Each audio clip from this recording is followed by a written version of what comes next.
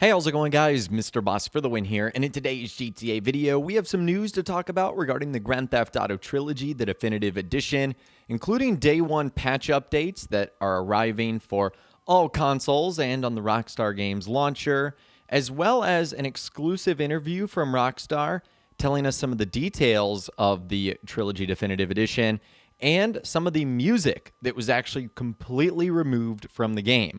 We knew that was going to be a big part of these new games, but we didn't know how big of a part it was going to be.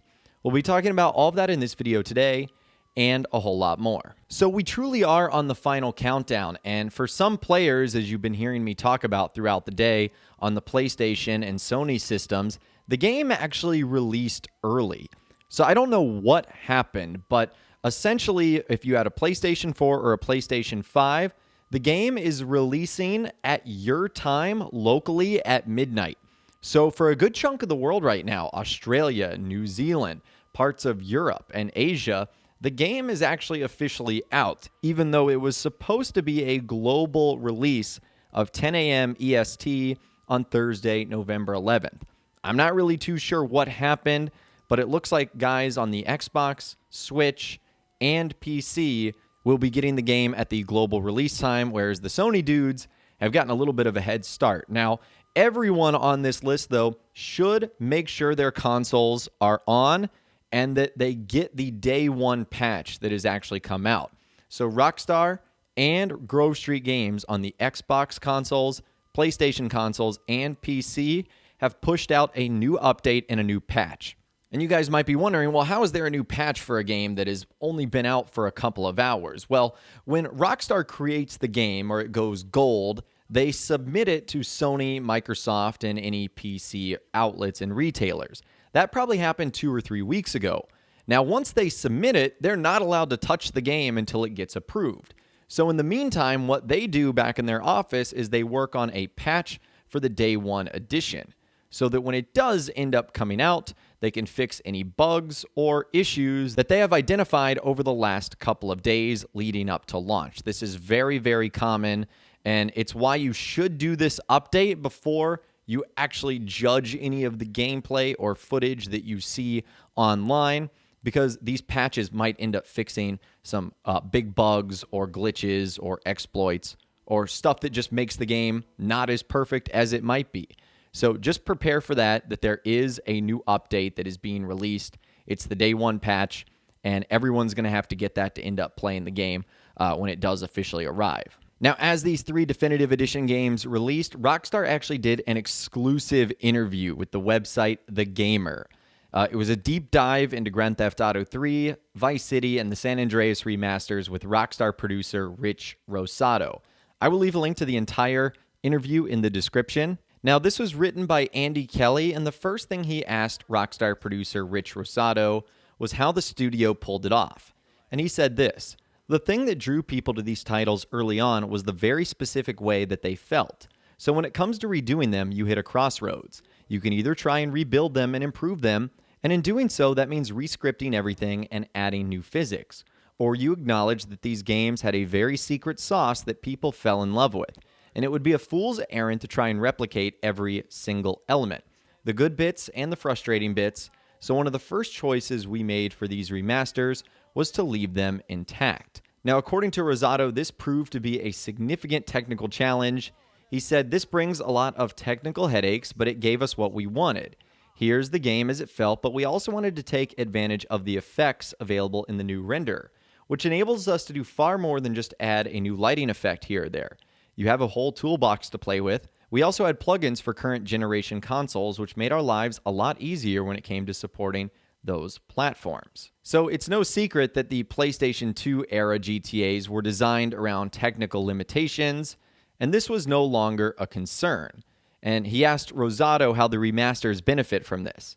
He said, "One of the biggest limitations of the PS2 era was draw distance. You're talking about very early borderline HD consoles here. We could render 3D worlds at a scale and scope that wasn't possible on the Dreamcast or PlayStation, but this came at a price. You could only throw so much detail and geometry at the screen before everything started to slow down. So in order to fix this, this meant that the world was only rendered a short distance in front of you.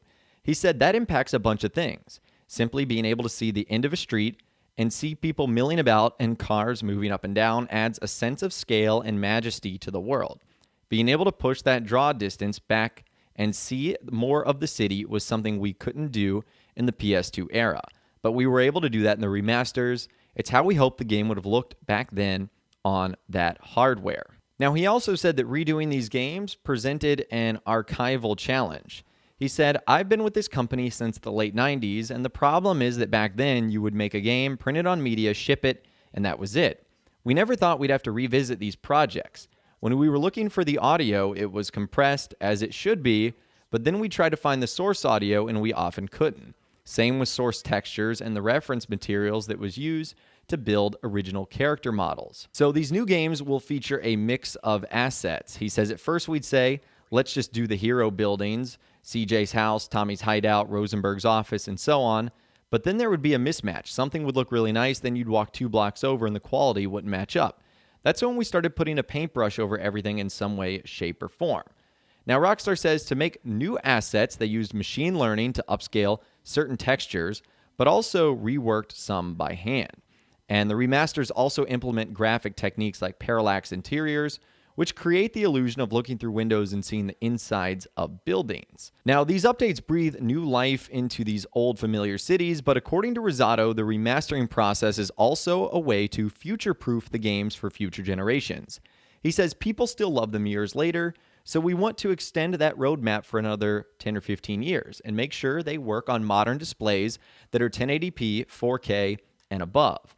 When you're doing these geometry updates, some are easier than others. You can look at an arch bridge and see the low geometry and fix it. But when you come across a character like, say, Claude, who was built in the PS2 era and doesn't have a lot of details in the face, it's tricky.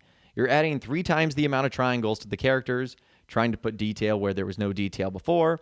Now you have a problem because you have to add definition to these characters that people have gotten to know over the years and have their own mental image of. And this is something they worried about a lot because he says it's tough. You're worried about what people will think. You can clean up a car and add more geometry and it'll look like it did before, just more current. But the characters were much more difficult and involved a lot of iteration to make sure we were comfortable with them. Now, as far as the challenge of modernizing these new games, he said, when you start bringing over the assets, the first thing you're hit with and reminded of is the scope. You're really making 3 games at once, and they haven't gotten any smaller. San Andreas is still a 100-hour game no matter what generation you're in. It's an enormous task, not just to bring the assets over into the new renderer, but to modernize everything too. Every time you finish one block, there's another one waiting, and another one after that. The art challenge alone felt insurmountable early on.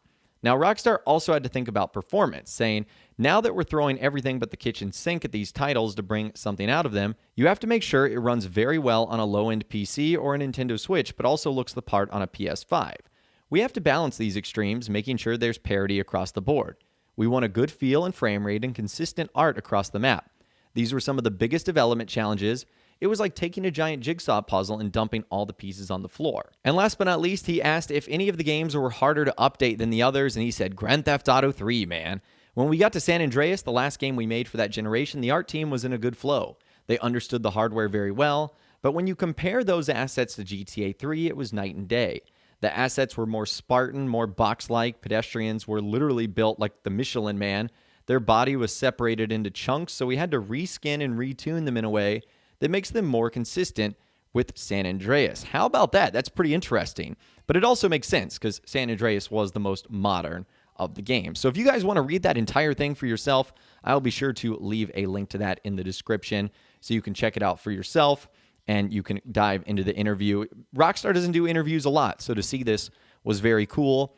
And last but not least today, we know from Video Game Chronicle that there was some removed music from the GTA trilogy. So Grand Theft Auto 3 looks to be untouched, but a number of tracks from Vice City and San Andreas will still be missing from the definitive edition. It's missing a large number of songs that were still in previous re-releases. So from Vice City, missing in previous re-releases and the definitive edition is Wow by Kate Bush, Bark at the Moon by Ozzy Osbourne, Rocket by Herbie Hancock, Looking for the Perfect Beat, The Smurf, Tyron Brunson, Wanna Be Startin' Something, Michael Jackson, Billie Jean, Michael Jackson, Running with the Night, Lionel Richie, and Anunga Nunga by Irakiri. So those are missing from re-releases and the definitive edition. And then missing from Rockstar's list, but might still be in the game, Come On Feel the Noise, Quiet Riot, She Sells Sanctuary, The Cult, Working for the Weekend, Loverboy, God Bless Video, Alcatraz, Fist Fury, Love Fist, Cars by Gary Newman. You've got Poison Arrow by ABC, Obsession by Animotion, Video Killed the Radio Star, The Bugles, Japanese Boy by Aneka, Steppin' Out, Joe Jackson, One Thing Leads to Another, The Fix, Pump Me Up, Trouble Funk, Get It Girl, Two Live Crew, and Agozar, Kon Mikambo, Chaco. Hopefully I'm pronouncing that correctly. So those are the ones from GTA Vice City, and then from San Andreas, again, missing in previous re-releases and the definitive edition. Here we go. It's Yum Yum Gimme Some by Fatback Band, You Dropped a Bomb on Me, Gap Band, Running Away, Ron Ayers, Running Down a Dream, Tom Petty, Woman to Woman, Joe Cocker, Don't Let It Go to Your Head, Black Harmony, Ring My Bell, Blood Sisters, I Don't Give a F, Tupac, Express Yourself, NWA, Hellraiser, Ozzy Osbourne, Killing in the Name, Rage Against the Machine, Express Yourself, Charles Wright, Rock Creek Park, The Black Birds, Funky President, James Brown, The Payback, James Brown, and The Grunt, The JBs. So those are missing in previous re-releases and the definitive edition. And from Rockstar's list, Loopzilla, George Clinton, Hot Pants, I'm Coming, I'm Coming, I'm Coming, Bobby Bird, Rock Me Again and Again, Lynn Collins, Soul Power 74, and then I Know You Got Soul, Bobby Bird. So those are the ones that are missing. So there were some alterations made to the radio stations and the music track list in the Trilogy, the definitive edition. So that right there pretty much gets you caught up. The game is pretty much out there in the wild. Rockstar have done some exclusive interviews, and we also know that they made some significant changes to the in-game radio station. The soundtrack is a big part of all three of these games, so that right there will have a big impact on how these games feel and ultimately sound. But anyways, I would love to hear from you guys in those comments down below. What do you think of all this news as we are closing in on the final countdown of the Trilogy, the definitive edition? Let me know what you guys think in those comments down below. I would love to hear from you guys down there. If you guys did go on to enjoy this video, though, a like rating would, of course, be awesome. And be sure to subscribe to my YouTube channel if you are new. You want to stay up to date on all latest GTA and all the Rockstar Games videos that I'll be doing here on my channel. And be sure to ring that notification bell as well. Sometimes YouTube just doesn't work, and if you ring that bell, you'll always be guaranteed to be notified when new videos arrive. But of course, as always, guys, thank you all so much for watching. Take care, and I'll see you guys in the next video.